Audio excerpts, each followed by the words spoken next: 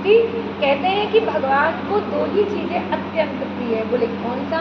बोले एक तो चंदन और दूसरा वंदन। भगवान कहते हैं, भगवान की जो मेरे सामने चंदन का तिलक लगाकर आ जाता है, तो जैसे कि आप देख रहे हैं चातुर्मास चल रहा है, सावन का महीना चल रहा है, तो भगवान को चंदन का तिलक अत्यंत प्रिय है और भगवान को वंदन अति प्रिय है।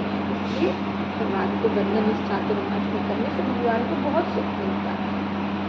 तो युधिष्ठिर जी को बैठा देखकर मुनि श्रेष्ठ मार्कंडेय जी के कुशल प्रश्न पूछने पर युधिष्ठिर जी ने हंसकर कहा कि हे मुनि, आपके चरणारविंदों का दर्शन पाकर आज मैं कृतकृत्य हो गया और मेरा अंतःकरण निर्मल हो गया। क्योंकि संतों की महिमा अपरंपार है। कहते हैं कि कितना भी हम भजन करते हैं, कितनी भी सेवा करते हैं, कितना भी दान करते हैं, उन सबका फल क्या है सत्कार्यों का? कि हमें किसी श्रेष्ठ प्रेमानंदी संत का दर्शन हो जाए।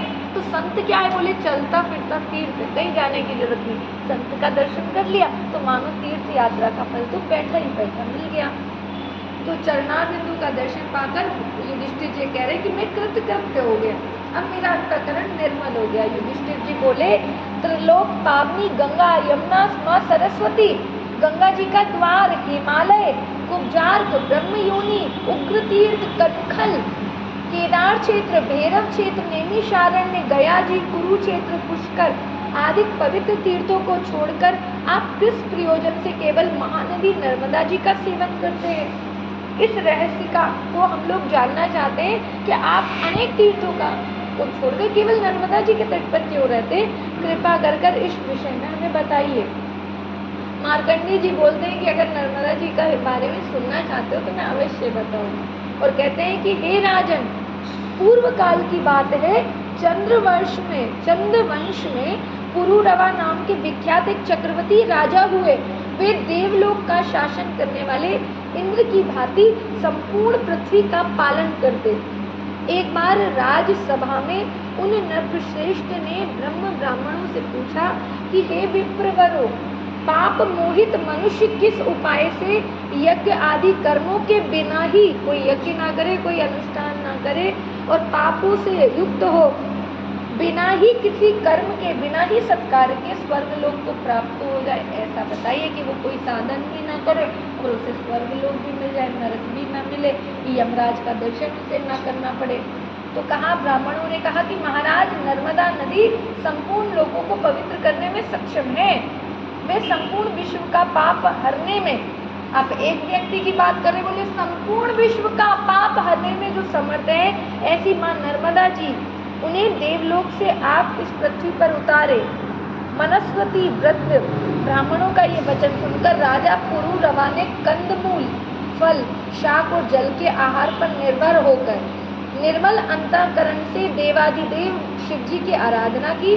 तब शिव जी प्रसन्न होकर बोले, पुत्र वर मांगो, मैं तुम्हें अविष्ट वस्तु प्रदान करता हूँ। क्योंकि भगवान तो सभी दयालु है, लेकिन देवादिदेव महादेव तो अत्यंत दयालु हैं। भोलेनाथ है, कोई एक लोटा जल चलाए तो उसमें प्रसन्न हो जाते हैं। राजा पुरुरवा बोले कि हे महादेव, आप समस्त जगत के कल्याण हेतु नर्मदा जी को पृथ्वी पर उतारिए। आज लक्ष्य योजन विस्तीर्ण जम्बू द्वीप निराधार हो रहा है, न देव तृप्त हो रहे हैं, न पितर तृप्त हो रहे हैं, न समस्त जीवधारियों को तृप्ति हो रही है। हे देवादिदेव महादेव बोले, राजन, तुम तो अयाच्य वस्तु की याचना करते हो, ऐसा वर तो देव दुर्लभ है। तुम नर्मदा को छोड़कर दूसरा कोई और वर मांगो तो मैं तुम्हें अवश्य दे दूंगा। लेकिन राजा पुरुरवा ने कहा, महादेव, मैं प्राण जाने पर भी अन्य कोई वर नहीं मांगूंगा। अगर मुझे वर देना चाहते महादेव तो मुझे नर्मदा जी का ये वर दीजिए। पुरुरवा का दृढ़ निश्चय देखकर तथा उनकी उग्र तपस्या को दृष्टिगत रखते हुए महादेव जी ने नर्मदा जी को आज्ञा दी। उनके तप को देखकर, उनके दृढ़ संकल्प को देखकर मान गए कि हाँ, ये माँ नर्मदा जी के प्रति इनकी शरणागति है। हे सुरेश्वरी, तुम मृत्युलोक पर उतरो और राजा पुरुरवा की तपस्या के फल से मृत्युलोक के कल्याण का साधन बनो। नर्मदा जी बोली, हे महेश्वर, मैं बिना किसी आधार के देवलोक से पृथ्वी पर कैसे उतरूंगी? नर्मदा जी की बात सुनकर देवादिदेव महादेव ने 8 पर्वतों को बुलाया और उनसे पूछा, आप में से कौन नर्मदा जी को धारण करने में सक्षम है? तब विंध्यगिरि पर्वत ने कहा, हे देवेश, आपके प्रसाद से मेरा पुत्र पर्यक नर्मदा को धारण करने में समर्थ है। तत्पश्चात महादेव जी से पर्यक ने भी कहा, महेश्वर, आपके प्रसाद से मैं नर्मदा जी को धारण करूंगा। तदंतर शिवाज्ञा से नर्मदा देवी पर्यकगिरि के शिखर पर स्थित होकर उतरी। पर्यकगिरि नाम का पर्यकगिरि के शिखर पर स्थित होकर उतरी, क्योंकि बिना आधार के मां नर्मदा कैसे धरती पर उतरी।